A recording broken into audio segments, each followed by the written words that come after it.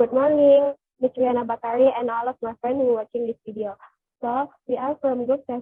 We're going to presentation about our project that is English for Banking. So, there is Rosatul Mona, Cynthia Caroline, Natasha Zahra Swato, Dianti Arta Lumban Raja, and Evita Adelia Prasami. Next. So, the first I will tell you guys about bank account and why banking is important. First, bank account. English for banking is one of the specific terms that English has, which includes a discussion on using the language for various needs related to banking, finance, and etc.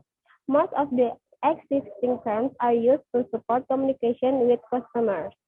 Therefore, it is natural that many professional styles from various disciplines also apply the same language standard. Various practitioners and current experts are used to using English, a language that is considered successful in its role as an academic language. Second, banking is important. Why is banking is important? Banks are very important in people's lives because they facilitate the exchange of goods and services, collect and distribute public funds, provide information and knowledge, and provide financial guarantees. For that reason, English was finally able to blend into inadvertence in the midst of the commotion. This is agreed by many experts as a factor that strengthens the presence of English in banking studies. Banking English content is actually not that hard to find. Economic practitioners and observers, especially the word economy, must have often consumed various sources related to economic conditions. Next, so this slide will be read by Cynthia Caroline. Okay, English banking terms. Knowing and understanding banking terms is important because it can be used and answer to people who don't know what terms exist in the banking industry. It is enable that there are many terms in banking industry, and then it's not uncommon from the differ from one other even though they are the same banking product. However, understanding terms it's not only understood. Bank workers, you as a customer needed to understand more deeply. This is because our lives coincided with the banking words, especially if you're an online businessman who is advising his business to remote corners of the country or abroad. And here we will tell you what the terms are usually needed in a bank. The first is account. In a bank, you can have checking account, is saving account. And then the second is credit. Credit is money you receive in your bank account or the money a bank lends you. And then the third is debit. This is money taken out of your banking account, and then or money you owe. And then the fourth is a balance. Your balance is the money you have in an account. This is a difference between what you spend or debits and what you receive or credits. And then 5 is loan. A loan is money you borrow from a bank or another institute or person. And then 6, student loans. Student loans are used by borrowers to pay for education fees. And then 7 is debt. Debt is a sum of money that own. You can also the word in the general way if you're the debit to someone. It can mean the favor or grateful for something. For the continual discussion of the terms will be discussion by Mona.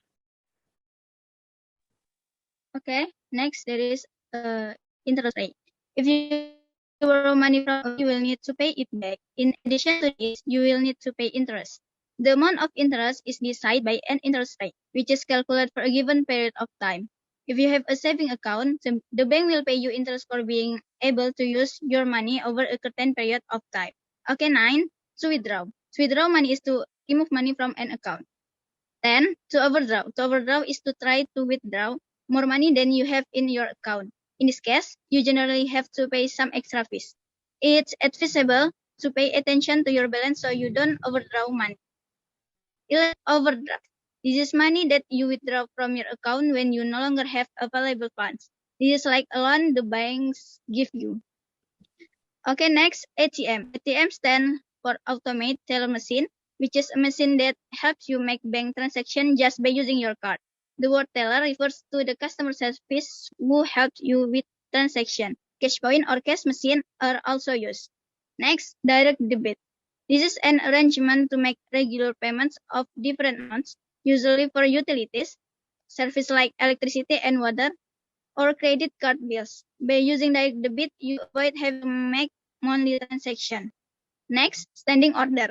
This means an arrangement to make regular fixed payment automatically from one's account. Standing order are different from direct debits because the amount paid cannot vary.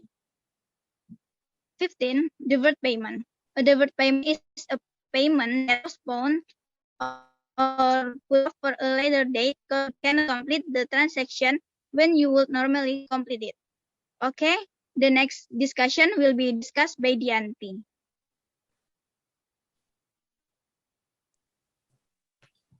Okay, next discussion is talking about handling complaint. First is about understanding handling complaint.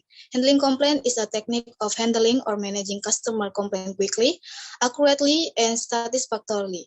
So that customer satisfied, our attitude in service customer must be arranged in such a way appearance. Any customer-oriented organization need to provide opportunity and easy access and convenience for its customer to submit suggestion, criticism, their opinions, and complaint. Customer complaints are the less customer satisfaction caused by potential financial losses suspected to be due to bank error or negligence. So that handling is necessary done wisely because the complaint submitted can be fixing again if the solution is not fast, accurate, and raises another problem. Regarding handling complaint will be continued by Evita Delia. Okay, I will explain about complaint type. First is mechanical complaint. The type of complaint caused by an error that occur on equipment in the bank.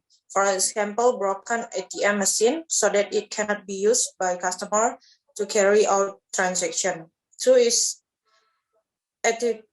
attitudinal complaints. Type of complaints caused due to for employee have a bad attitude in serving customer. This can lead to customer disappointment. 3 is service-related complaints. Type of complaint caused by poor service given in a restaurant.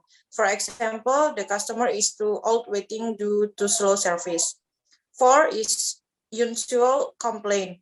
A customer can also make complaints due to the absence of a special room for non-smoker, or because of the uncomfortable in the bank so that customer feel uncomfortable. Next, how to handle complaints. Alternative strategies to deal with complaint. First is doing right at the first time or do the best first time.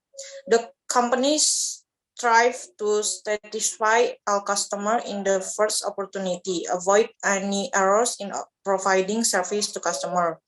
2 is service recovery or improve service quality. Company allow disconnect to take place for service for some customer, but then encourage them to complain and complete the complaint properly. Handling complaint effectively, there are 2 keywords. First is speed of handling complaints, and 2 is complaint resolution. Every complaint submitted by customer who have a problem must be graded with thanks love. Effective complaint handling step is first is to say thanks. 2 is say sorry. 3 finding out information from customer. 4 is promise it won't happen again. 5 is take concern step to deal with it as soon as possible. 5 is complaint.